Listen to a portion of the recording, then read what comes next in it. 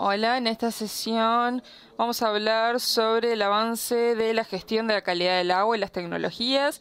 También tenemos una presentación de Martina Pou de Uruguay. Martina es parte del Departamento de Ingeniería Ambiental en la Universidad de la República 2022. Martina va a estar hablando sobre la investigación de la correlación entre la calidad del agua y los cambios en el uso y la cobertura del suelo en cuenca urbana de Uruguay. Martina. Buenos días a todos. Voy a comenzar con una presentación. La degradación de la calidad del agua en las áreas urbanas está relacionada a la urbanización rápida y los cambios en el uso de la tierra. Así que entender esta relación es muy importante para poder ayudar en la gestión efectiva. El problema con esto es los datos limitados que hay. Entonces, los métodos estadísticos nos ayudan. Los objetivos de este estudio eran evaluar e interpretar esta relación entre la calidad del agua y el uso de la tierra utilizando técnicas de Machine Learning. Y también hacer un ranking de los paisajes más influenciables. También tenemos Paso Molino en Uruguay.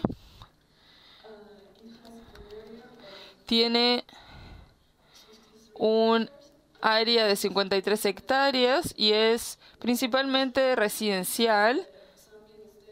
Tenemos una estación de la calidad del agua, de medida de la calidad del agua, y fue muy importante porque inmediatamente hay un parque y un lago.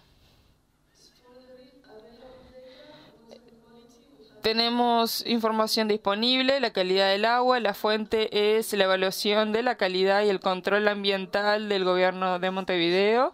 En esta estación tenemos datos desde 2001 a 2022. Tenemos una frecuencia de testeo y elegimos estos parámetros de medida, los coliformes fecales, la amonia, el oxígeno disuelto y la demanda del oxígeno bioquímico. Esto fue importante porque las irregularidades en este sistema que sucedieron aquí y también porque este lago ha sido hipertrófico por un par de años hace un par de años y queríamos aprender más sobre la materia orgánica. Para esto necesitamos data satelital y utilizamos 3 misiones, Sentinel-2 de 2015 a 2022, con una resolución de 10 metros, y Landsat 7-8 de 2001 a 2014, con una resolución de 30 metros. La metodología consistió en 3 fases principales. La fase 1, que era para investigar espacios temporales de la calidad del agua. La segunda fase, que era para ver la variación espaciotemporal del uso de la tierra, y esto incluía el procesamiento de datos de las imágenes satelitales, la capacitación y testeo del modelo y la generación de mapas. Después de eso calculamos las métricas y la última fase fue aprender más sobre las relaciones entre las dos previas. Para la clasificación del uso de la tierra utilizamos imágenes satelitales y identificamos 2 clases, la pervious y la impervious. Decidimos hacer un mapa por año porque entendimos que había suficiente para aprender más sobre esto, y podemos ver un mapa de 2001 y un mapa de 2022. Las métricas están en valores numéricos que pueden describir la geografía del paisaje, en este caso de la cuenca, en aspectos como la composición y la configuración. Utilizamos una aplicación llamada Fragstats para calcularlo. Utilizamos 5 de los que existen, como el valor promedio del área, el valor promedio de la dimensión fractal, que nos da una idea de la complejidad, también relacionando el área con el perímetro, también el número de patches y también la distancia euclidiana con el vecino más cercano. Y queríamos transformar esta información de los mapas del uso de la Tierra a un vector numeral. Para las técnicas de Machine Learning utilizamos la información, las métricas, porque estaban afectando nuestro modelo y queríamos ver cómo las otras variables también impactaban en el modelo. Y lo que recibimos eran los parámetros de la calidad del agua que mencioné. Para las correlaciones utilizamos las regresiones parciales, que es un método de regresión lineal basado en la covariancia, y también utilizamos las explanations, que utilizan teoría para calcular esto. Los resultados que podemos ver para ambos contaminantes es que la agregación tiene el impacto más grande en el valor promedio, y esto está representado por el número de el valor promedio de la distancia euclidiana con el vecino más cercano.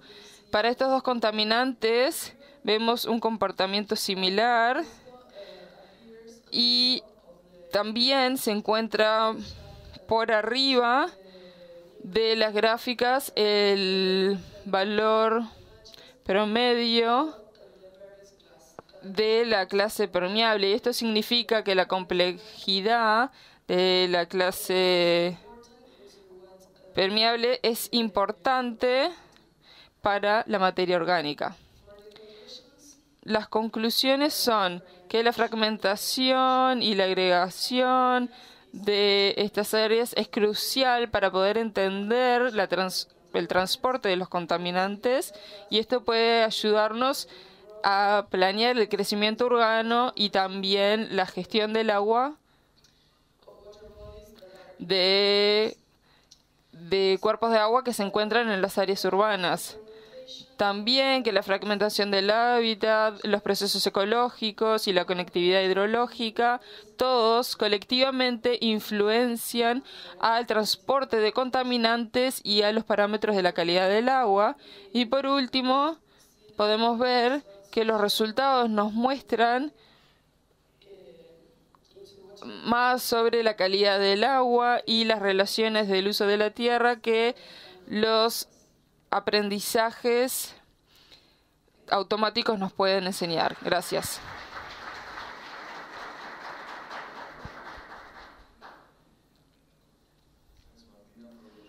Muchísimas gracias, Martina, por tu presentación. Tenemos tiempo para algunas preguntas.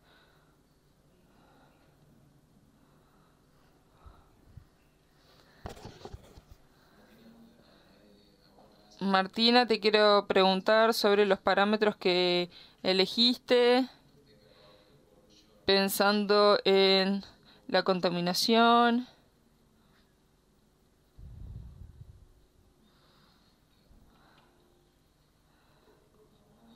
amonia.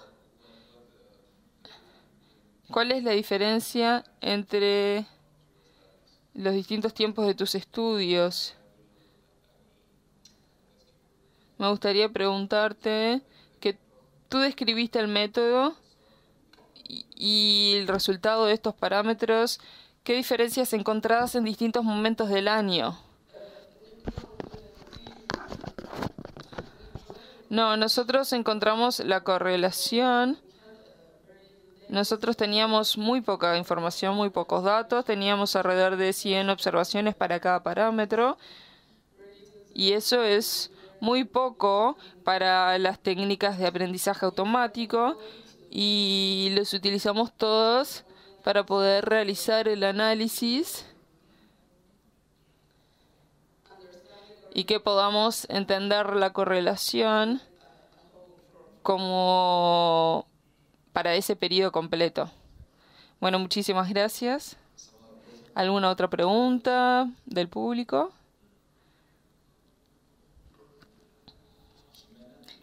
Jimena, ¿podés hablar también? Tú sos coautora también. Quizás no tiene micrófono. ¿Por qué me estás haciendo esto? No, muchísimas gracias, Martina. Hiciste una gran presentación y quizás podemos contarle un poco al público que si quieren más información que vayan al artículo que tenemos, que fue aprobado este año, y luego en ese artículo pueden ver un poco el comportamiento temporal y en las distintas estaciones, que es un poco obvio las diferencias entre el invierno y el verano, pero que también hay mucho material sobre la relación entre los sistemas de saneamiento y los parámetros de calidad. Quizás eso puede ser nuestro aporte.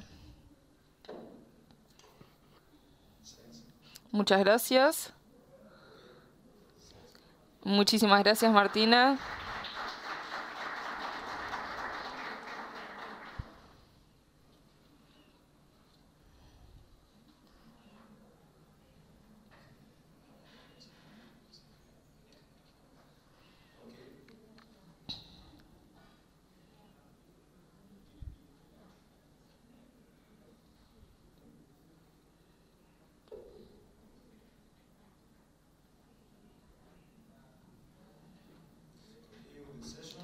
Muy bien, vamos a continuar con la sesión. Vamos a tener Martín Benzo de Uruguay también.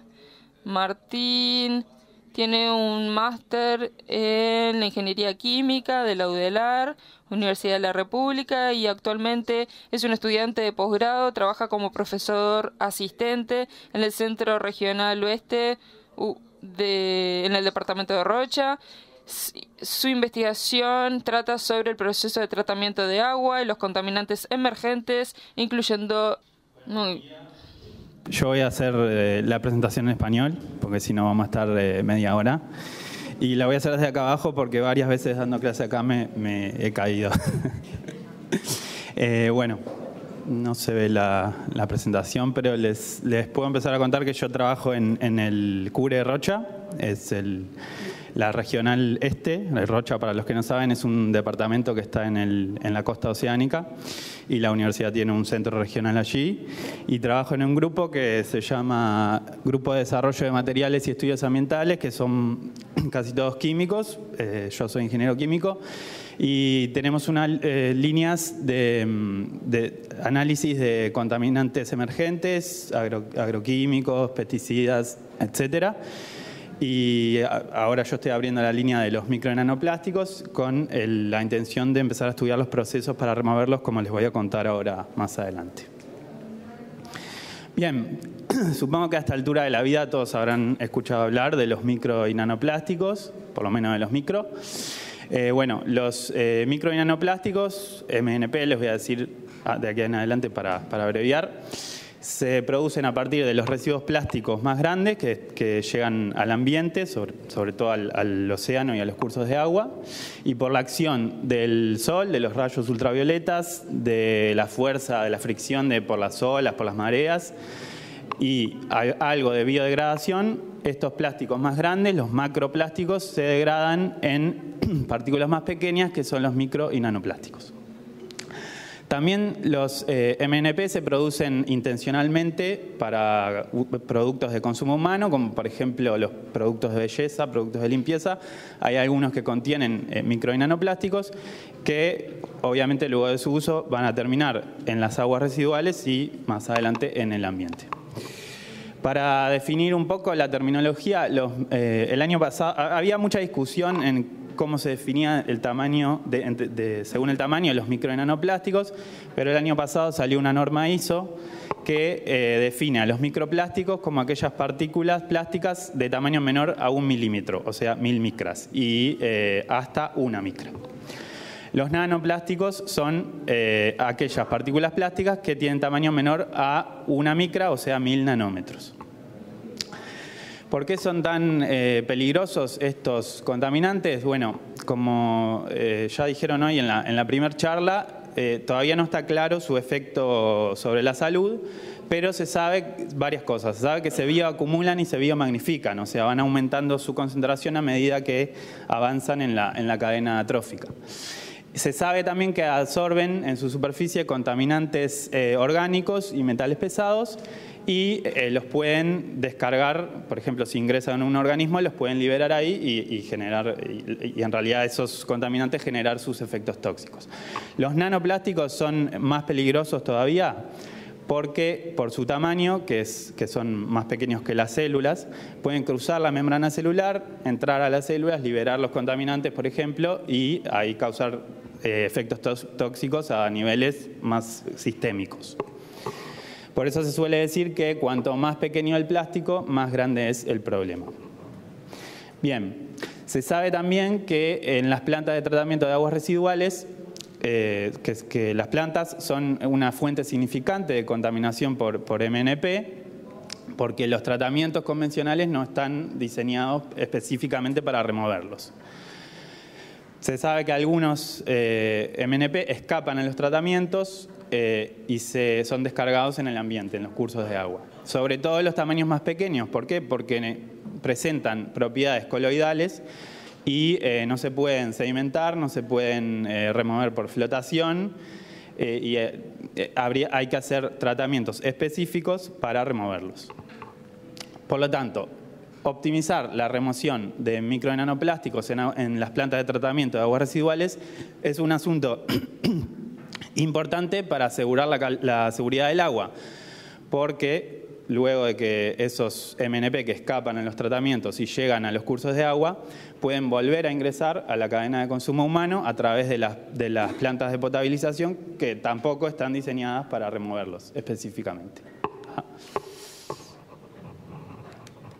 Bien, para enmarcar un poco este trabajo, estos resultados que voy a presentar hoy, este trabajo está enmarcado en mi tesis de doctorado en química, que se denomina remoción de micro y nanoplásticos en aguas residuales.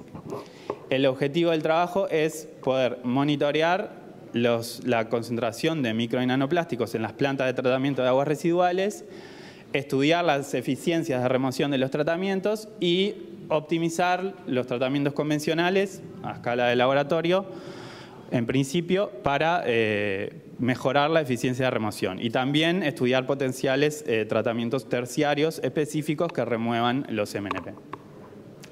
Bien, pero esto es el objetivo general y nosotros recién estamos en la primera etapa porque como van a ver más adelante, es medir y cuantificar con confianza los micro y nanoplásticos es una tarea muy difícil.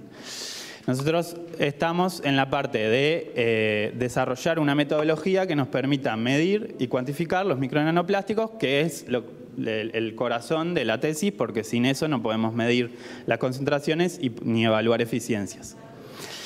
Entonces, lo que voy a presentar hoy es un poco los avances en la metodología de identificación.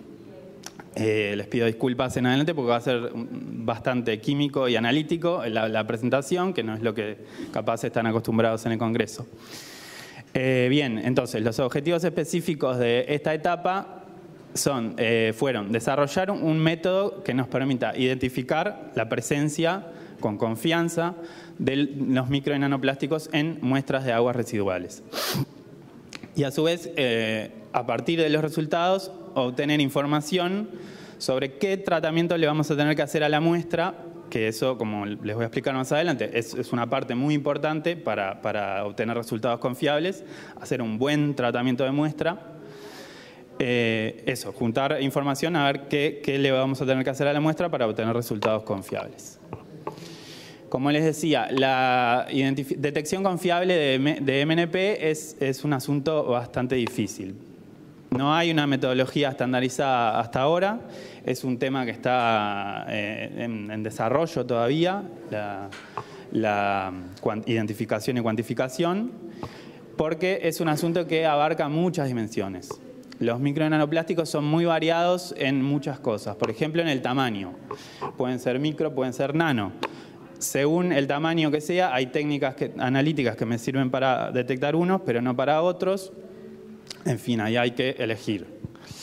El polímero. Hay una gran variedad de polímeros plásticos que se fabrican. No todos van a estar en la misma cantidad en las aguas residuales.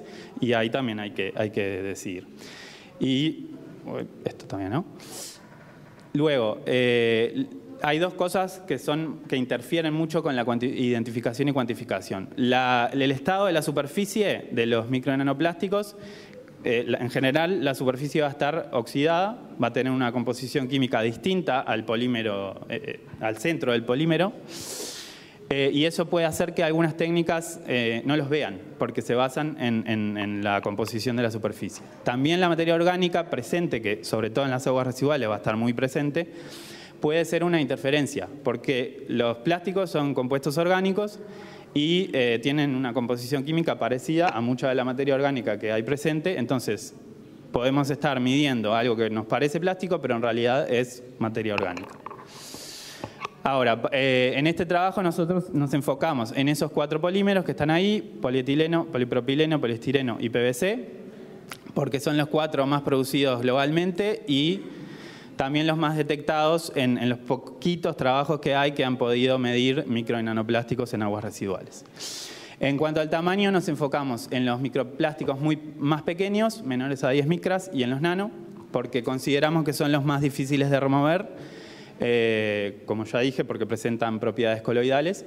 Y bien, la técnica que elegimos, que ahora la voy a explicar, elimina este problema de la superficie, y el efecto de la materia orgánica es lo que vamos a evaluar un poco con los resultados que voy a presentar ahora. Bien, para contarles un poco de la técnica. La técnica que usamos para medir la presencia de micro y nanoplásticos se llama pirólisis acoplada a cromatografía de gases y espectrometría de masas. La pirólisis es cuando, por ejemplo, un polímero plástico se expone al calor en ausencia de oxígeno y el polímero, que es una molécula muy larga, se descompone en moléculas más pequeñas que se llaman pirolizados.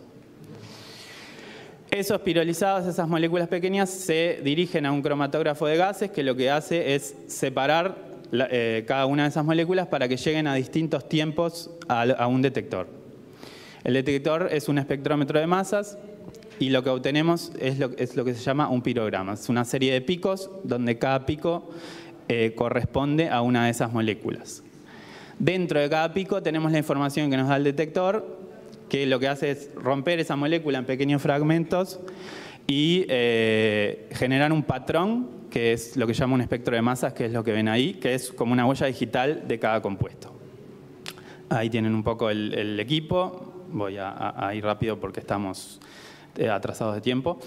Bien, y elegimos esta técnica porque tiene muy alta sensibilidad, nos permite resultados en concentración en masa, que otras técnicas nos dan números de partículas por unidad de volumen, que no es tan útil, y porque la oxidación superficial no es un problema, porque la capa externa se quema muy rápido y se accede al núcleo de polímero virgen.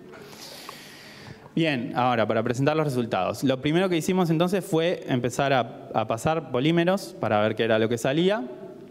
Pasamos estándares de los polímeros por esta técnica, pirólisis GC-masa. Del pirograma que obtuvimos, elegimos los 3 picos más intensos, vimos su espectro de masa, lo cruzamos con espectros de literatura y ahí identificamos químicamente esos compuestos. Aquí tienen lo que se obtiene, por ejemplo, para polietileno, los compuestos que elegimos y dónde salen. Lo mismo polipropileno, poliestireno y PVC. Bien, una vez que teníamos la biblioteca, que ya sabíamos lo que teníamos que buscar, nosotros generamos un árbol de decisión para, dada una muestra, dados los resultados del análisis de una muestra, decidir si el polímero estaba presente o no. Entonces, clasificamos esos tres compuestos que habíamos elegido en tres tipos. Identificador, que era el que nos daba con área de pico menos variable, verificador, el segundo menos variable, y confirmador, el más variable. Luego generamos este árbol de decisiones, donde agarrábamos los resultados del análisis del pirograma, buscábamos a ver si estaba presente el identificador y el verificador.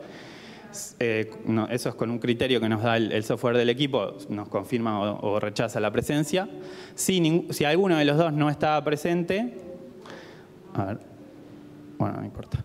Si alguno de los dos no estaba presente, decíamos que el polímero ya no estaba detectado. Si los dos estaban presentes, ahí calculábamos la relación entre ellos, que nuestra hipótesis era que era específica para cada polímero. La comparábamos con un rango de referencia y si estaba dentro de ese rango de referencia, decíamos que el polímero estaba detectado. Si no lo estaba, pasábamos a buscar el tercer compuesto. Si ahí ese compuesto estaba, ahí decíamos que el polímero estaba detectado y si no, que no lo estaba. Bien, calibramos el método, calculamos el rango de referencia para cada polímero, nos dio bastante constante y luego pasamos a validar el método. Para eso hicimos un control positivo en el que hicimos una agua residual sintética con una receta de bibliografía en la que le agregamos una concentración conocida de polímero, le hicimos un mínimo tratamiento de muestra y lo analizamos. Nos dio positivo en todos los polímeros, que era lo que esperábamos en un control positivo. Pasamos al control negativo, el agua residual sintética sin micro y nanoplásticos nos dio negativo para polietileno, polipropileno y poliestireno, pero ya aquí empezaron los problemas, nos dio positivo para PVC. Entonces, bien, concluimos inicialmente que el método serviría para detectar polietileno, polipropileno y poliestireno. No es válido para PVC, nos da falsos positivos. Y vimos que los compuestos de poliestireno, como pueden ver en la segunda tabla, estaban presentes en el control negativo, pero en otra relación, por lo que igual dijimos que no estaba, pero eso puede ser un problema más adelante en la cuantificación.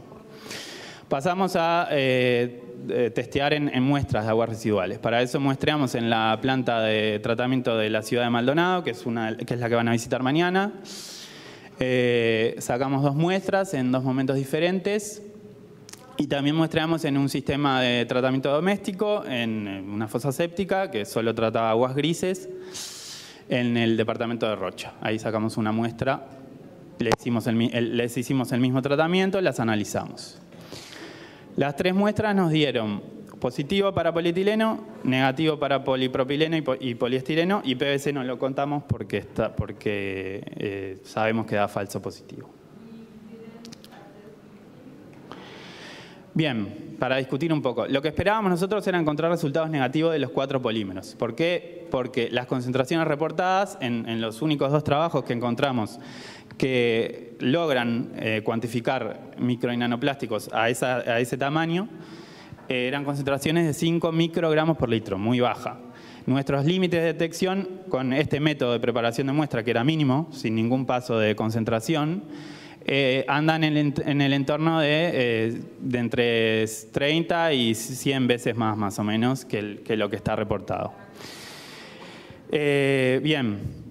Vimos que no detectamos polipropileno ni poliestireno en ninguna de las muestras, aunque podrían estar, pero en concentraciones menores a esos límites de detección que conté ahí. El polietileno nos dio positivo en todas las muestras y con una muy alta señal. En la primera muestra nos pusimos contentos, dijimos, wow, bien, con mínimo tratamiento de muestra ya detectamos un positivo en polímero. Cuando seguimos haciendo las otras muestras empezamos a sospechar. No, era muy raro y la señal era muy alta, debería ser una concentración enorme, ¿no? Entonces dijimos, esto no puede ser, tiene que haber una interferencia. Empezamos a investigar y ahí tienen la molécula de polietileno y, por ejemplo, la molécula de un aceite. Si se fijan, la composición química es muy parecida.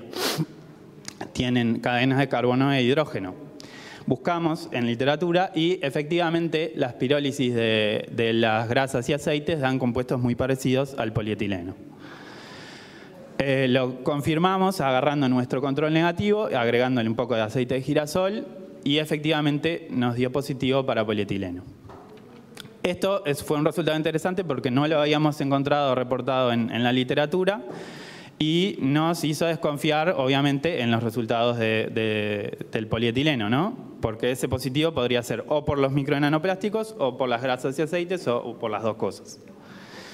Bien, para concluir, entonces, ya como les dije y como vieron por los resultados, la detección confiable de micronanoplásticos es un tema complicado y requiere la optimización de cada paso de los procesos del análisis.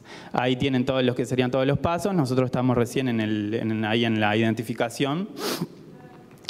Y nos dimos cuenta entonces que la materia orgánica es una interferencia muy importante y que debe ser eliminada durante la preparación de muestra. Eso lo vamos a hacer, a optimizar en una etapa siguiente. Puede ser por una extracción con solvente, por una digestión química y con peróxido de hidrógeno, por ejemplo. Y bueno, con este método entonces podríamos detectar con mínima preparación de muestra polipropileno y poliestireno. Tendríamos que mejorar el límite de detección, que ahora les voy a contar cómo lo hacemos. Y eso nos hace pensar que quizás polietileno y PVC podrían también detectarse sin mucha preparación en muestras con bajo contenido de materia orgánica, como por ejemplo en agua potable, que lo vamos a probar en el futuro. Pero para esto necesitamos subir el límite de detección. Para eso vamos a incluir un paso de concentración de la muestra. Tenemos ya instalado un equipo de ultrafiltración, el que puede concentrar hasta 100 veces la muestra. Y también en la ultrafiltración nos liberamos de los sólidos disueltos, donde puede haber mucha materia orgánica también que nos está interfiriendo. Bien, muchas gracias. Me faltaron los agradecimientos. Gracias a la OCE, a la Gerencia Regional Este, que apoyó el proyecto y me permitió muestrear, a la ANI, que financió este proyecto, y muchos más. Bueno, muchas gracias, Martín, por tu presentación. Y tenemos un espacio para alguna pregunta. Sí, Analía, por allá.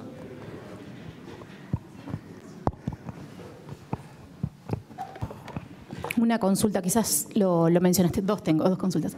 ¿Se tomaron muestras de agua tanto del ingreso del afluente como del efluente o es el final?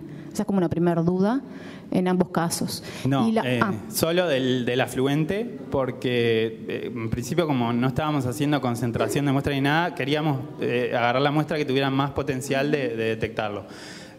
Quizás vamos a probar también en el efluente porque ahí seguramente la mayor parte de la materia orgánica esté eliminada y podamos detectar.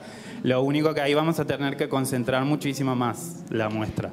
Y ahí venía la otra duda, que es si tienen perspectiva como de análisis de los lodos. Nosotros trabajamos en la gestión ambiental de OCE, sí. Y bueno, es una preocupación bastante grande también del Ministerio de Ambiente, este tipo de contaminantes, cómo se van acumulando los lodos y sobre todo para los temas de valorización y futuros usos. Sí, no tenemos perspectiva todavía, pero en principio la técnica se puede adaptar y sirve para... He leído trabajos que lo hacen en lodos con esta misma técnica. Ahí, bueno, la materia orgánica está mucho más presente, más concentrada y sería otro problema. Lo que hacen ahí es extraer los microplásticos con solvente, pero necesitas equipos muy caros que por ahora no tenemos. Pero si este proyecto prospera, podremos obtener fondos y mejorar el equipamiento también.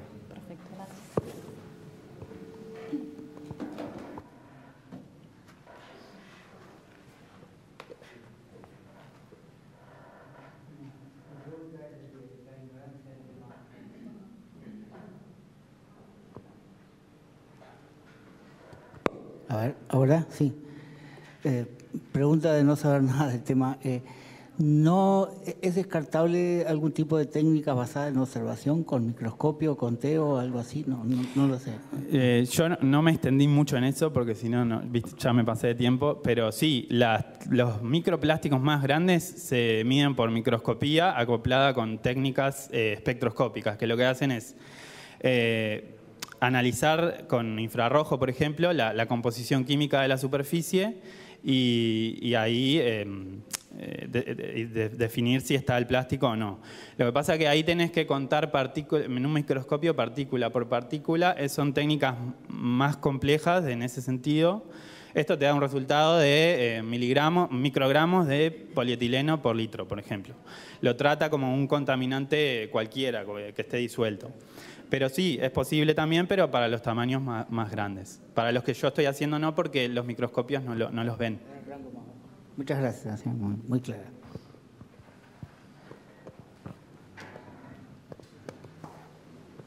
¿Más preguntas?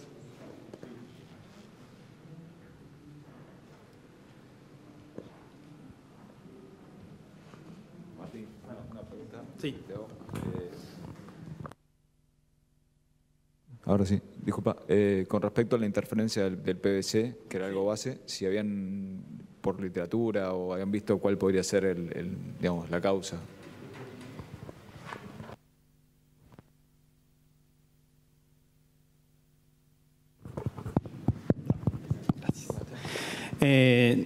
No está está reportado que la materia orgánica es interferencia, pero no hemos encontrado trabajos que profundicen en eso. Lo que sí vemos que hay algo en la materia orgánica, yo intuyo que pueden ser, porque el PVC genera compuestos a lo que se llaman aromáticos, con anillos de benceno. Y la materia orgánica, por ejemplo, las proteínas tienen muchos aminoácidos que tienen esos compuestos y yo intuyo que puede venir de por ahí. Pero lo pensamos analizar también en el futuro. Muchas gracias. Okay, Thomas, the co-chair in the session, is going to... Muy bien, Tomás ahora va a presentar el próximo orador. Muchísimas gracias, Alejandro.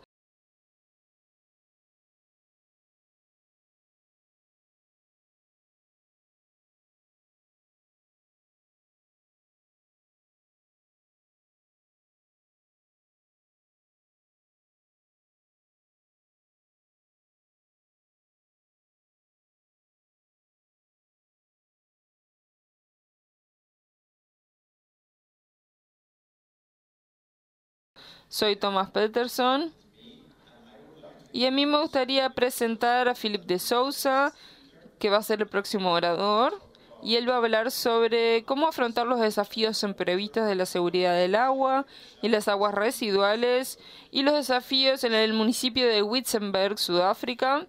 Así que Philip está trabajando con los planes de seguridad del agua y es un consultor que está localizado en Australia, en Sydney. Tiene más de 20 años de experiencia trabajando con gobiernos, tratamiento de agua, gestión de calidad del agua y gestión de riesgos asociadas. Así que tenés la palabra, Philip.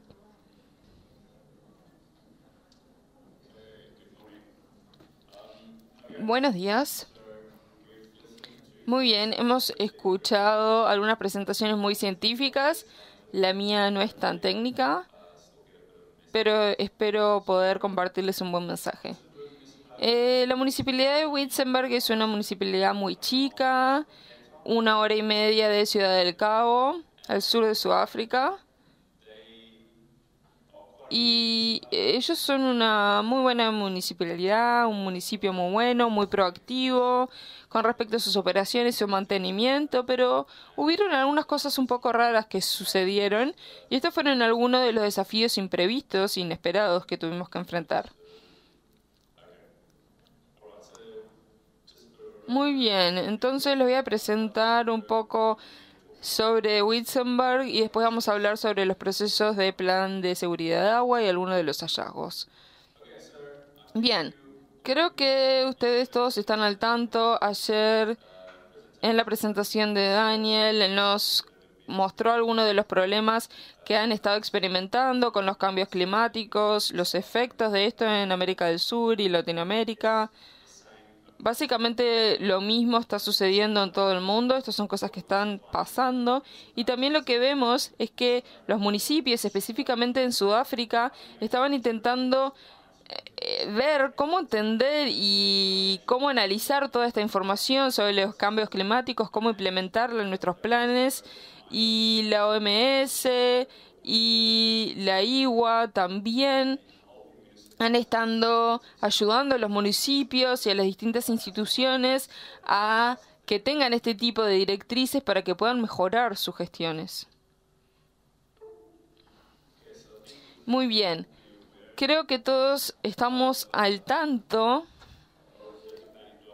de los documentos, de los planes de agua que están disponibles. Este es el plan, un documento de la OMS, y Sudáfrica también tenía sus propios documentos. Estos ahora están actualizados. Tenemos uno de planes de seguridad del agua y otros documentos sudafricanos, y este es el nuevo manual, la versión número 2, que salió el año pasado, y ya está por salir la versión en español. Y en Sudáfrica tenemos también algunos planes de riesgo que son planes de seguridad del agua para las aguas residuales, y también tenemos planes para el saneamiento, y tenemos una versión 2 que va a salir pronto. Entonces, los planes de saneamiento tratan con la reutilización del agua reutilizada. Entonces, Witzenberg es un municipio muy chico, tiene una población de 170.000 casi, y tiene 45.000 hogares. Es una mezcla de áreas rurales y urbanas. Tiene 5 ciudades que son las principales. Pueden ver el logo. Perdón. El logo es una cereza. Es un área en gran parte agrícola. Mucha de la fruta que se cosecha ahí se exporta específicamente a la Unión Europea. Entonces, básicamente el área se dedica a la agricultura. Y en Sudáfrica tenemos alguien responsable del agua en el municipio, lo que nosotros llamamos la autoridad de servicios del agua. Ellos están encargados del agua, pero no son las personas que necesariamente proporcionan el agua, suministran. Eso puede ser quizás la intendencia, el municipio. Ellos quizás son los que los proporcionan. Entonces, pueden ver que quizás a veces hay confusiones con estos dos organismos, pero generalmente utilizan agua de la superficie e intentan guardar el agua subterránea para algunas emergencias. Como les mencioné antes, es un muy buen municipio. Han ganado muchos reconocimientos en Sudáfrica, muchos premios. Una vez estuvieron en el top 3 de todos los municipios de Sudáfrica. Tienen muchos de los elementos clave que se necesitan, tienen buenas gestiones y constantemente están lidiando con distintos temas, están planeando activamente nuevas mejoras, pero no son inmunes a los desafíos. Y cuando estamos haciendo este trabajo de plan de seguridad del agua, hace 2 semanas habían tenido un incendio que afectó a su planta de tratamiento y la dejó inoperable. Así que pudieron salvar algunas partes, pero todos los cables, toda la electricidad se dañó por el incendio y básicamente la planta de tratamiento no funcionaba. Estuvo sin funcionar. Entonces, por 2 semanas estuvieron intentando recomponerla, y por esas 2 semanas estaban haciendo una desinfección de emergencia, y nosotros llegamos a hacer el plan de seguridad del agua al mismo tiempo. Entonces, ¿cómo se ve un poco el clima en esta zona? Estas son algunas de las informaciones que tenemos disponibles en Sudáfrica, y como pueden ver, con respecto a la temperatura, cuál es la temperatura promedio, cuál es la lluvia promedio, pueden ver que el nivel de precipitaciones es muy bajo, entonces son propensos a sequías. Y en el futuro, si miramos a los cambios de temperatura, estamos viendo que va a cambiar porque va a haber un aumento de 1 grado, 2 grados. Y con respecto a las lluvias, se predice que va a seguir bajando. Entonces, no se ve muy bien el panorama. Como les dije antes, la economía se basa en la agricultura, así que están muy preocupados y quieren implementar medidas para que puedan desarrollar estrategias basadas en la naturaleza para poder actualizar sus planes de seguridad de agua. Entonces, todos sabemos que son los planes de seguridad de agua. Sabemos de los 10 módulos. Y necesitamos mirar a esto específicamente para considerar los cambios del cambio climático en este sistema. Se desarrolló un plan de seguridad del agua, pero el último que se hizo fue en 2010, así que ellos querían tirarlo y decir, vamos a empezar de cero, hay muchas cosas que cambiaron. Así que miramos al nuevo manual, la nueva versión número 2 del manual, para ver cómo podíamos cambiar ciertas cosas, como las métricas, la cantidad. Y lo que fue importante en este caso es que nosotros, como son un municipio muy chico, nosotros queríamos asegurarnos de que estén evaluando el riesgo de la misma forma. Entonces, les proporcionamos una matriz de riesgo que ellos podían implementar a las aguas residuales tanto como al agua potable. Este es un resumen de los resultados, no nos vamos a enfocar mucho en esto, pero básicamente analizamos el riesgo inherente para el sistema y luego establecimos criterios si era de bajo, mediano o alto riesgo. Y este es un resumen de los riesgos principales. Pueden ver que con respecto al agua cruda, generalmente tiene una muy buena calidad, un muy buen nivel, pero el problema es si tenemos suficiente. Durante nuestra inspección, una de las cosas más grandes que vimos de los problemas es el tema de la desinfección. Y ellos tenían problema con el suministro de gas de cloro. Había algunos cambios en la regulación o ajustes en los valores de las dosis y de gas de cloro y no podían obtener el equipo correcto para proporcionarlo. Entonces comenzaron a utilizar el HTH, que es un químico que se usa para las piscinas, que no se suele usar, o sea, en emergencia se puede usar para el agua potable, pero tuvieron que acceder a usar esto porque no obtenían nada más.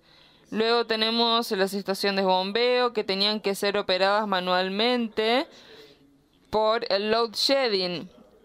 No sé si saben qué es esto, pero en Sudáfrica muchas veces tenemos falta de electricidad porque a veces hay cortes de electricidad en ciertos barrios por un periodo de 2 horas, 3 horas, y a esto le llamamos al load shedding, y por este momento, ese tiempo, ese periodo, no tenemos ningún tipo de electricidad. Entonces,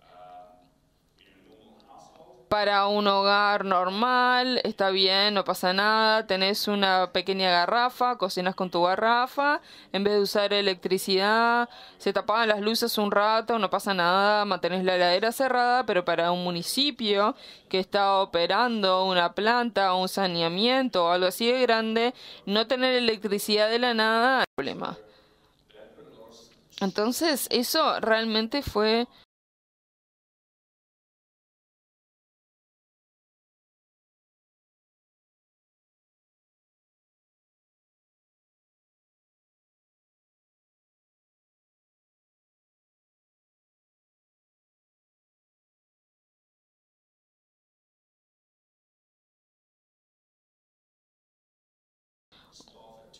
difícil porque es una carga muy grande para el personal. A veces que personal a las 2 de la mañana tiene que ir a la planta para asegurarse de que todo esté funcionando y que el agua pueda continuar el proceso. ¿Y qué pasa? ¿Por qué existe esto? Porque hay mucho vandalismo también. Y si dejaban un generador, quizás va a desaparecer a las 2 de la mañana. Entonces íbamos a tener más problemas. Entonces el personal tiene que estar ahí. Y está bien si esto sucede un día, pero si estos cortes suceden por todo un mes y el personal está trabajando todo el tiempo, muchas horas extra, eso llega a una gran fatiga y un gran cansancio. These are some of the key issues of concern. Estos eran uno de los principales temas de preocupación. Habían muchos temas, pero también temas normales. Y a veces cuando las personas se enfocan quizás solo en el clima, se olvidan de las cosas más normales. Y hay que hacerlas también. Como por ejemplo, hay sequías muchas veces en esta parte y por eso se está creando una nueva represa. Bien, entonces el vandalismo fue uno de los desafíos más grandes. Pueden ver aquí que algunos tableros fueron atacados. A veces pasan la noche, pasan por las rejas, no importa si hay alambre de púa, lo que sea, sigue sucediendo. Y esto es, por ejemplo, en un contenedor y ellos utilizaron spray o gas pimienta y la primera vez el criminal les tiraron gas pimienta, pero vino la siguiente noche, esperó que le tiren el gas pimienta y luego esperó unos segundos y pasó. Y robaron todo y quizás obtienen solo $1 o $2, pero para nosotros reemplazarlo es un dolor de cabeza. Y luego teníamos una escasez con el suministro de gas de cloro. Intentaron implementar algunas medidas para intentar contrarrestar esto. Esto era un generador portable, pero hay que vigilarlo y hay que guardarlo de noche, si no lo van a robar. Entonces, básicamente, si hacemos zoom en esto, van a ver que dice cloro para piscinas. No es para agua potable, pero lo tuvieron que usar en situaciones de emergencia, pero no deberían estar utilizarlo por más de un par de meses. Entonces, no todo se trata sobre mejorar el manejo de riesgo. También hay que hacer lo más básico. Tenemos que hablar con los intendentes, asegurarnos que todo el mundo sepa cuáles son sus tareas, tener buena comunicación. Entonces, todas las cosas que estuvimos hablando estos últimos días. Y los resultados de este proceso fueron que obtuvieron 5 nuevos planes, pero creemos que la implementación es esencial. Entonces, no tiene sentido tener un gran documento, un plan muy bueno si no se hace nada con él. Entonces, algunos de los logros de los proyectos tratan de mejorar la concientización de la intendencia, del municipio, que todo el mundo está al tanto de por qué esto es tan importante. Nosotros intentamos asegurarnos de que los procesos de planes de seguridad de agua y todos los sistemas que implementamos, que ellos mismos como municipalidad puedan continuar con estos planes, que hayan habido aprendizajes y, por supuesto, esto les proporcionó a ellos un poco de dirección estratégica de cómo se ve el futuro.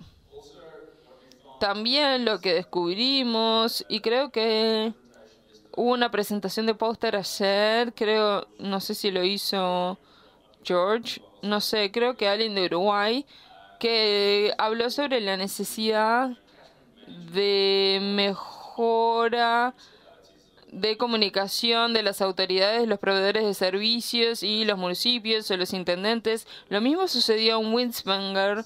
Nosotros teníamos 6 municipios que estaban en la misma área, ellos deberían juntarse, hablar, porque no sé si todos escucharon que todos vivimos cerca del mismo río. Ese es un dicho. Entonces, sí, necesitamos asegurarnos de que todos los que viven cerca de esa cuenta estén al tanto, estén comunicados.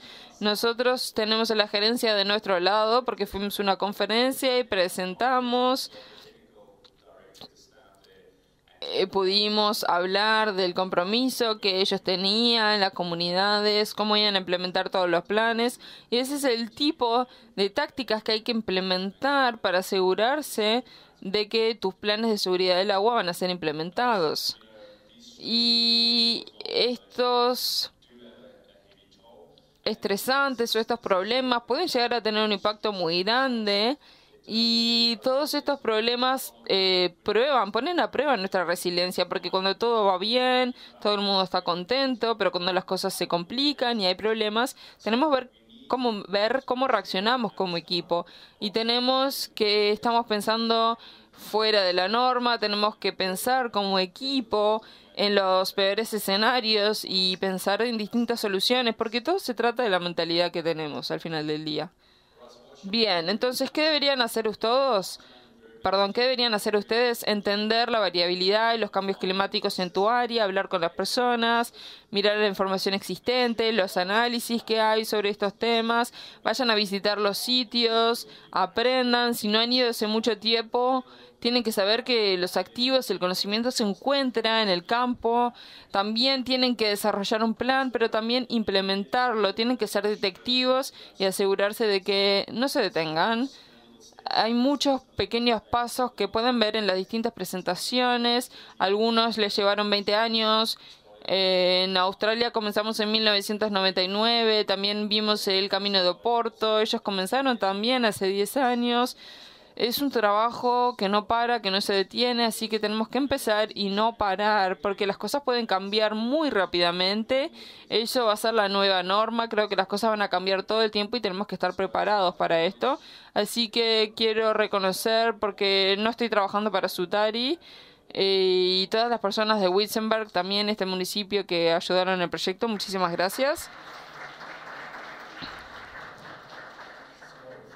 Bien, muchísimas gracias, Philip. Vamos a ver si hay preguntas. Tenemos una pregunta aquí.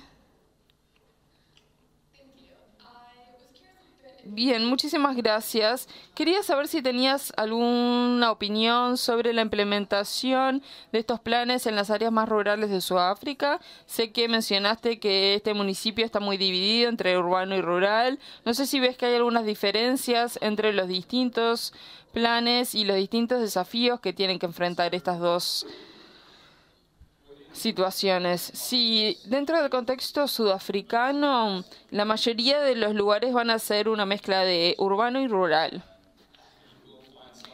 Van a encontrar que algunos municipios van a decir: ¿cómo puedo obtener el mayor valor para mi reducción de riesgo? Entonces ellos van a tener que tomar una decisión sobre cuál es la prioridad, y quizás descubran que si vamos a la métrica de riesgo más atrás, porque ya les mostré, perdón.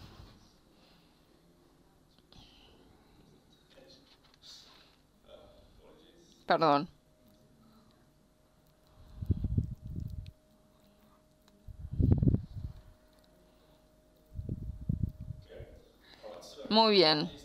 Entonces, de todos estos tenemos, por ejemplo, tenemos a Prince Alfred Hamlet y Opthieberg, que son las dos localidades más rurales.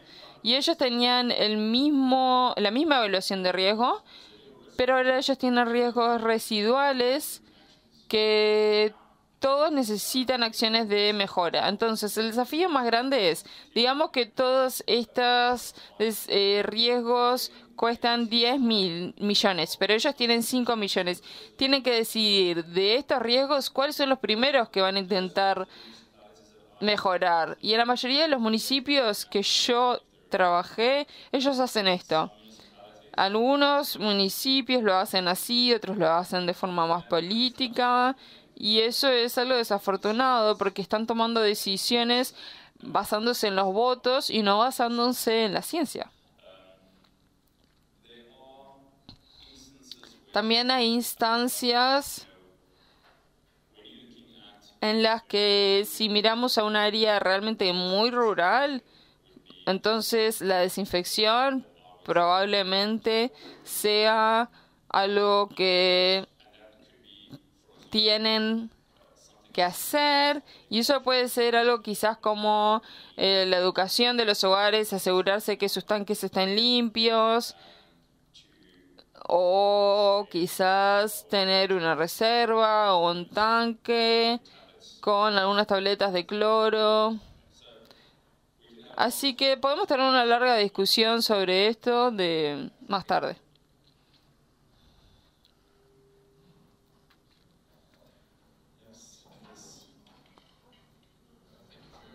Muchísimas gracias por tu presentación, fue fantástica. Me gustaría preguntar, tú mencionaste que había un problema con sobre flujo, pero ¿qué impacto tiene esto en el proceso de tratamiento? Sí, específicamente para estas localidades, por ejemplo, ellos tienen muchas plantas de aguas residuales, por ejemplo, Ceres tiene una, Tullibag y Wolsey también, pero Prince Albert no, va directo a Ceres. Entonces, de estas, Optiberg tiene una pequeña planta de tratamiento, no recibe mucho flujo de aguas residuales, así que tienen un almacenamiento suficiente, así que lo acumulan ahí. Pero por ejemplo, en el pico máximo estaban teniendo cortes de 12 horas de las 24 horas del día, entonces eran 4 horas sí o 4 horas apagado, 4 horas prendido, y eso estaba bien para ellos. Pero para el sistema de Ceres, el problema más grande, para el sistema de Wolsey, ese era el más desafiante, y Tullibag. Para el sistema de Ceres, ellos tenían varios lagos, entonces lo que hacían era direccionarlo, usar como un escape y lo direccionaban a alguno de estos lagos, porque ellos tenían varios de estos lagos, entonces cambiaban un poco su flujo diario y cambiaban la ruta, entonces esto les resolvía el problema. Pero para estos dos lo que sucedía era que las estaciones de bombeo permitían una acumulación de 2 horas, entonces cuando había corte de luz por 2 horas estaba bien, pero cuando había cortes de luz por 4 horas esto era un gran problema, y ahí tuvieron que empezar a manejar los generadores de forma manual en los lugares. Entonces dependía de los sistemas. Algunos tenían algún tipo de almacenamiento, de reserva, algún tipo de direccionamiento que podían hacer, y otros tenían que crear un nuevo plan, porque no se puede crear infraestructura solamente para manejar estos problemas. Así que me acuerdo de ir a Tullibag y ver al operador y que me diga, sí, bien, tenemos las cosas bajo control, pero tenés evidencia de que habían tenido quizás un desbordamiento hace un par de horas. Y bueno, sí. Espero haber respondido a tu pregunta. Sí, no quiero tomar mucho tiempo, pero también quiero preguntar si quizás una solución para el problema con los cortes podría ser un digestor anaeróbico. Sí, Tullibag de hecho tiene uno, pero quizás en la década de los 80 había muchos digestores anaeróbicos en Sudáfrica y operaron muy bien por un largo tiempo, pero la mayoría de ellos ahora han sido cerrados por ninguna razón en concreto, solo porque tenían falta de mantenimiento. Sí, tenés toda la razón, están intentando revisar esto y ver si no es una buena opción, porque muchos están buscando otras respuestas, pero en realidad usar aguas residuales como recurso es una buena solución. Muchísimas gracias. Muchísimas gracias, Philip. Creo que le podemos dar un fuerte aplauso a Philip.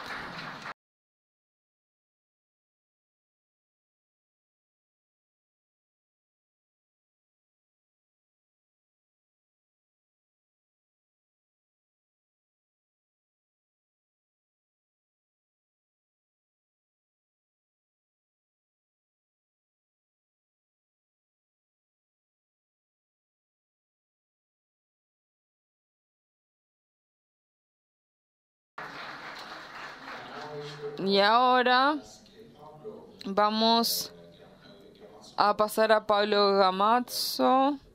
Él va a hacer su presentación. Bienvenido. Pablo es un ingeniero civil de la Universidad de la República de Uruguay. También tiene un doctorado en ingeniería técnica en 2010. Y su investigación habla sobre el modelo de transporte de nutrientes desde la principal fuente de abastecimiento de agua. Y ahora Pablo, que nos va a hablar de su presentación, modelo de transporte de nutrientes desde la principal fuente de abastecimiento de agua en Uruguay. Pablo, tenés la palabra.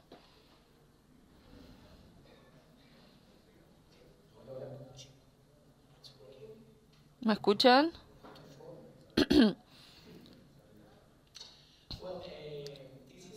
Muy bien, este es un trabajo hecho por Lucas Besone, pero desafortunadamente no pudo venir hoy. Así que voy a intentar darles una buena presentación del trabajo que él lideró. Muy bien, voy a hablar sobre el modelo de transporte de nutrientes desde la principal fuente de abastecimiento de agua en Uruguay. Esta es la cuenca de Santa Lucía. Acá vemos la importancia de esta cuenca ayer y también vimos la importancia de eso con Danilo, así que no me voy a enfocar eso. Ya sabemos cuáles son algunos de los eventos desafortunados que sucedieron en la última década en esta cuenca y eso es algo muy importante. Esta es una cuenca muy importante para nuestro país y para el Ministerio de Agricultura.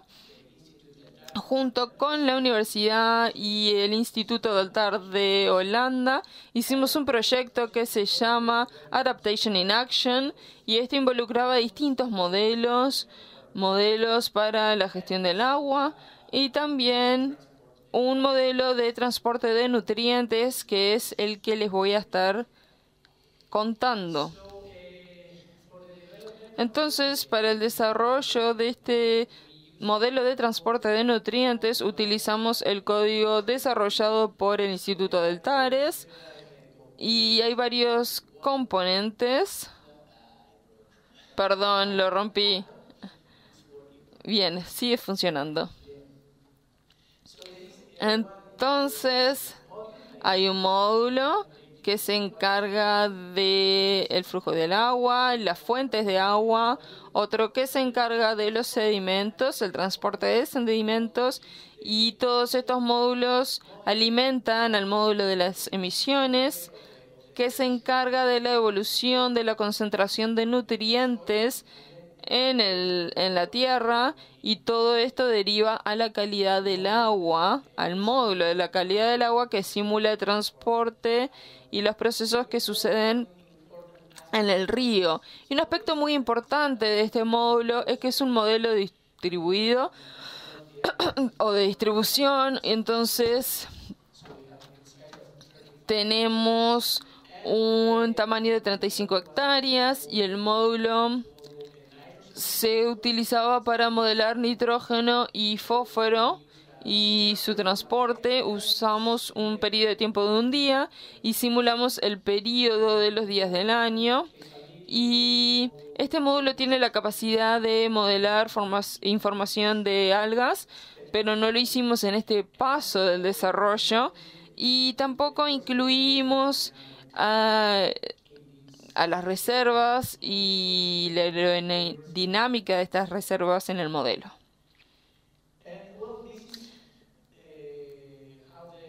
Bueno, acá tenemos cómo funciona el módulo de emisiones.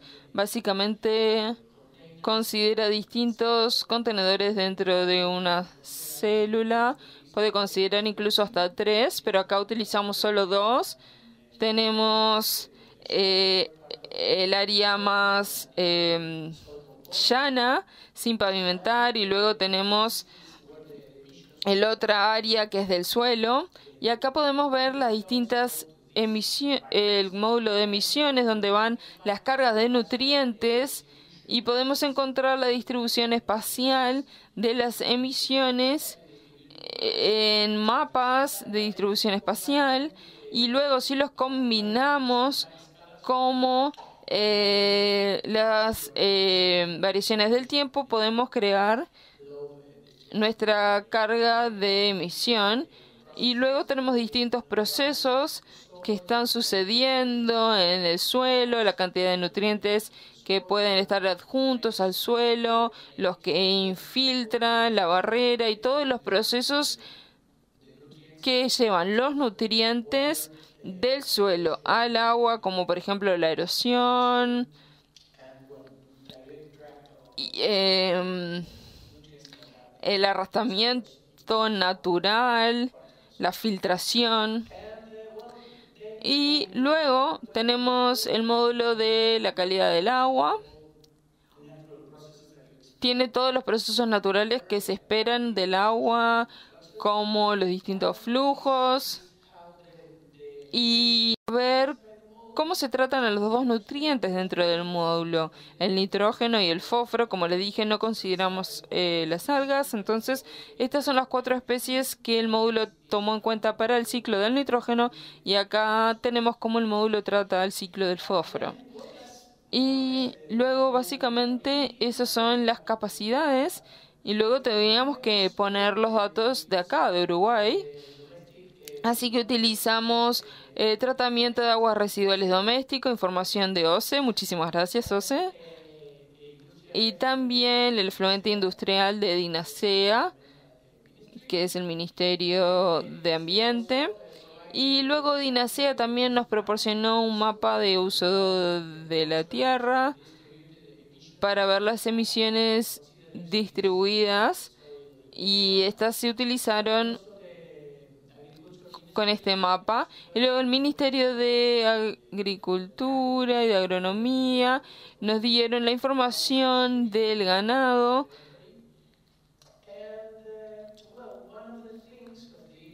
Y una de las cosas que es distinta de este modelo, de otros modelos, como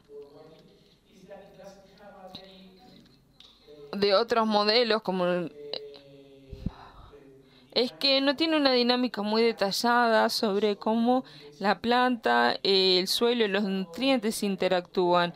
En el modelo SWOT podés poner, por ejemplo, el producto o el cultivo que querés ver, pero en este modelo tenés que hacerlo por fuera del modelo y darle la carga neta de nutrientes que estás poniendo en el suelo para que obtener los resultados. Y esto es algo que tuvimos que hacer, así que hicimos un balance para calcular cuál era la contribución de nutrientes de cada actividad para la ganado de pastura, los tambos y distintos establecimientos. Entonces, cuando preparamos estos datos, luego tuvimos que procesar la información de las tierras para cada célula y asignar cuál de estas está relacionada con cada actividad y luego dar el valor total. Y de esta forma podíamos construir nuestro mapa de emisiones, que se ven algo así. Y ahora les voy a mostrar un poco algunos de los resultados que obtuvimos hasta este punto.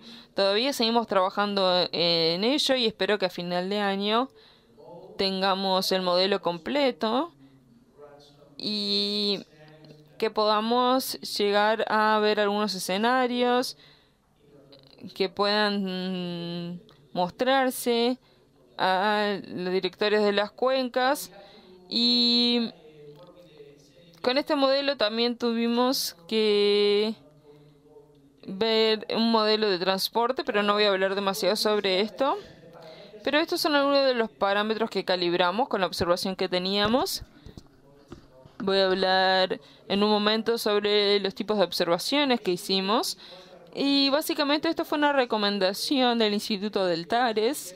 Ellos nos sugirieron que en esta etapa deberíamos intentar calibrar algunos de estos parámetros que eran los que controlaban los procesos de los nutrientes dentro de la tierra. Entonces no calibramos las emisiones que teníamos y no calibramos los parámetros del transporte del agua del río. Solo jugamos y calibramos los parámetros de cómo los nutrientes se comportaban en el suelo, cómo reaccionaban y cómo se movían y llegaban a las aguas. Acá tenemos el tipo de resultados que obtuvimos. Pueden ver los pequeños puntos aquí. Estas son las medidas que se tiene para el nitrógeno y para el fósforo. Y como pueden ver, no se ven como solemos verlos. Generalmente tenemos data continua, pero acá tenemos datos discretos, entonces tenemos algunos puntos. Pero para la calibración lo que hicimos fue intentar comparar los valores observados y simulados, y jugamos con estos parámetros para tener estos cuadrados aquí y que coincidan lo máximo posible. Y luego teníamos la curva de permanencia para estos dos parámetros. Y esto es un buen punto, pero tenemos otros que no se ven tan bien. Acá tenemos los resultados para el nitrógeno y para el fósforo. Acá pueden ver los puntos. Y hay algunos puntos que no se ven muy bien. Acá pueden ver, esto es el simulado y el observado, y hay algo que no está muy bien o que no está como debería ser. Y tenemos otros puntos en los que tenemos un comportamiento diferente. Acá pueden ver que la observación es distinto al observado, pero nosotros creemos que esto está relacionado con algunas situaciones locales y algunas situaciones que sucedieron en esta área.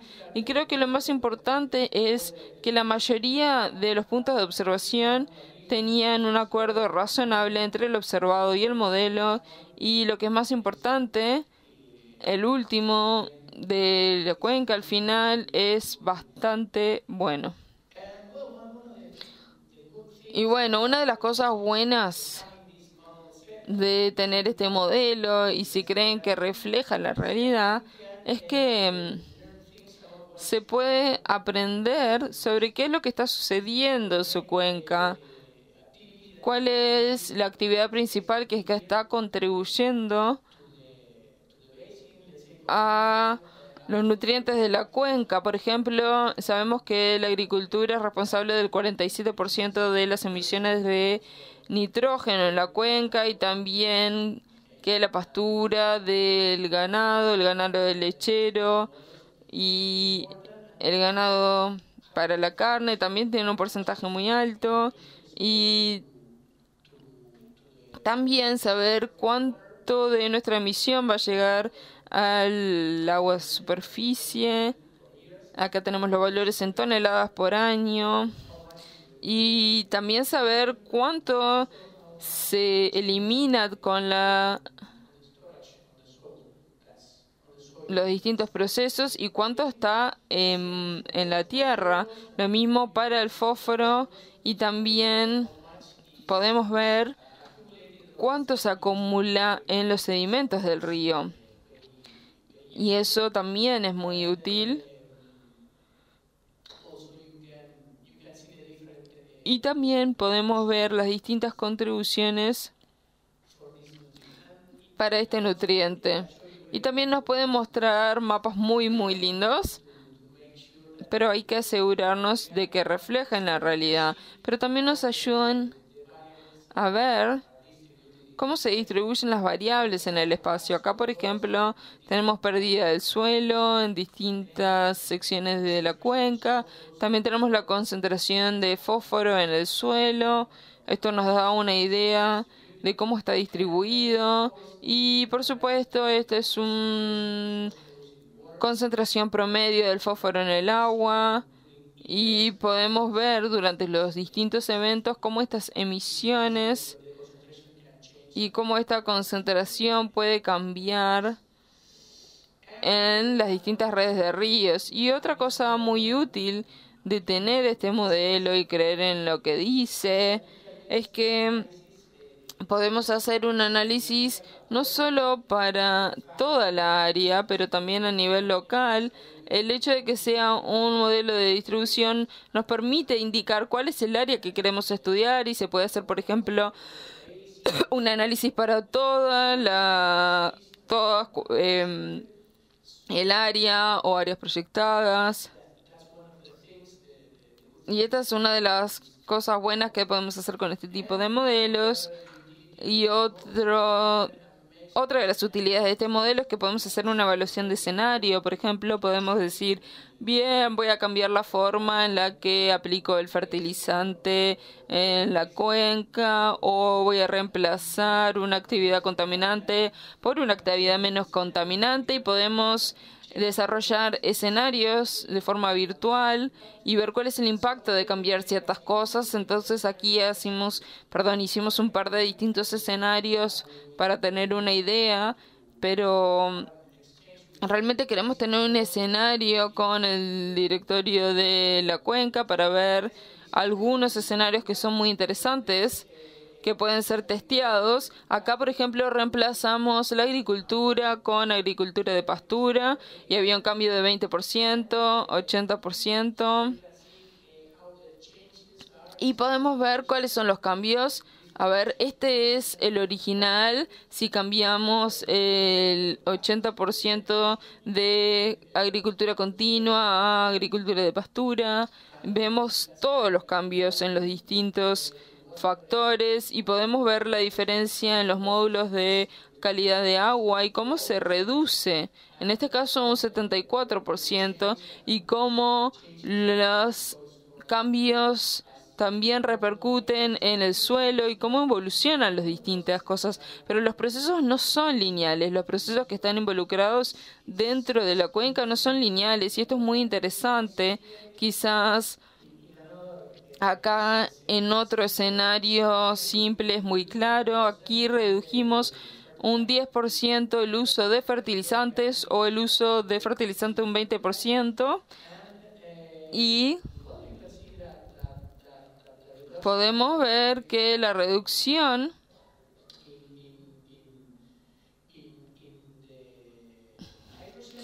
que hay en el nitrógeno es de 90%, pero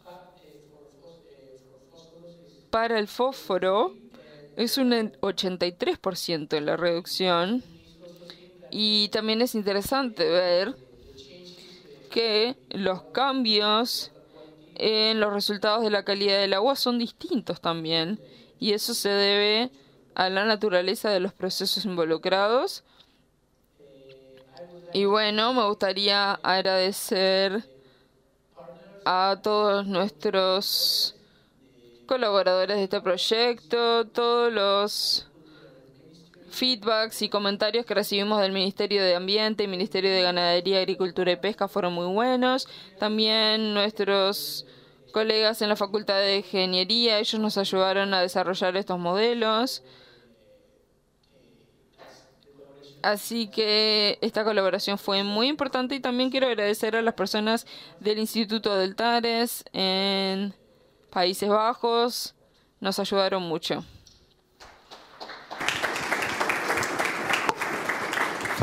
Thank you very much, Pablo.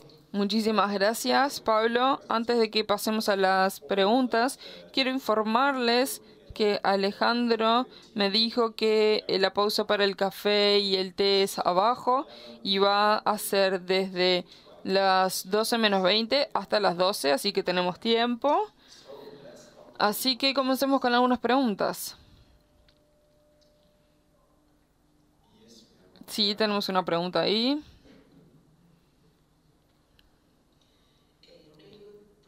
Esa fue una muy buena presentación. Felicitaciones, Pablo. Yo tengo una pregunta sobre el módulo de emisiones. El modelo simula el transporte de nutrientes, en este caso, en superficies pavimentadas, como por ejemplo para simular el transporte de este tipo de contaminantes en ciudades. Y si la respuesta es sí o si la respuesta es no, esto se considera una fuente posible para comparar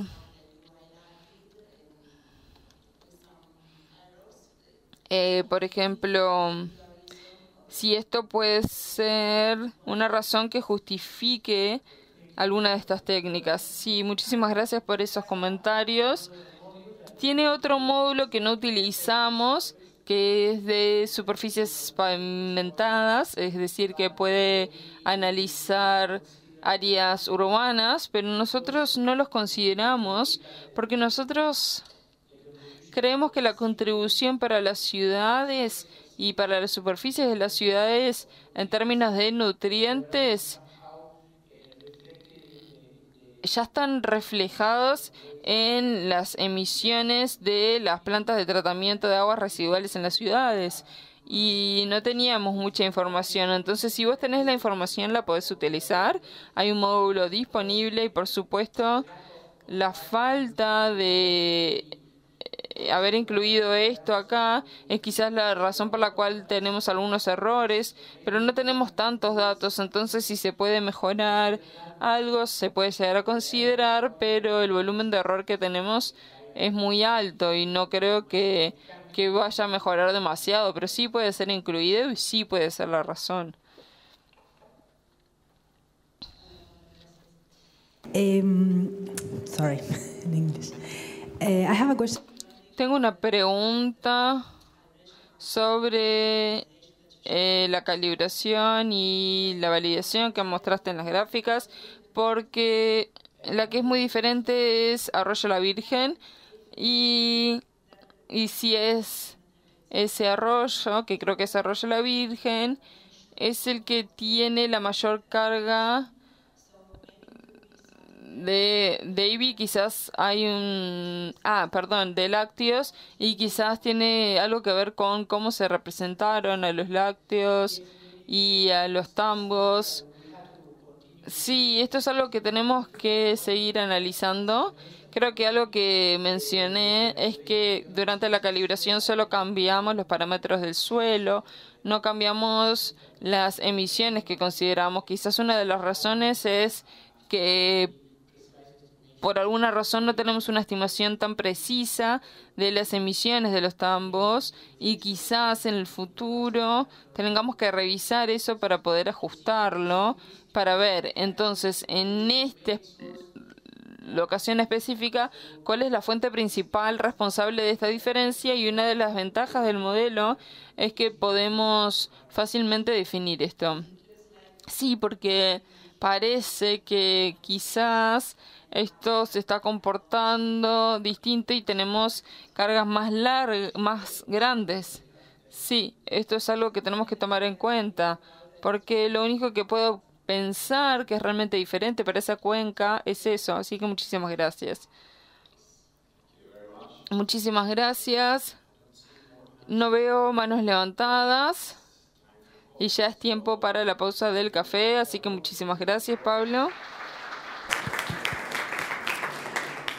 And with that, Alejandro and I, we close this session. Muy bien, así que ahora cerramos la sesión y el café está abajo.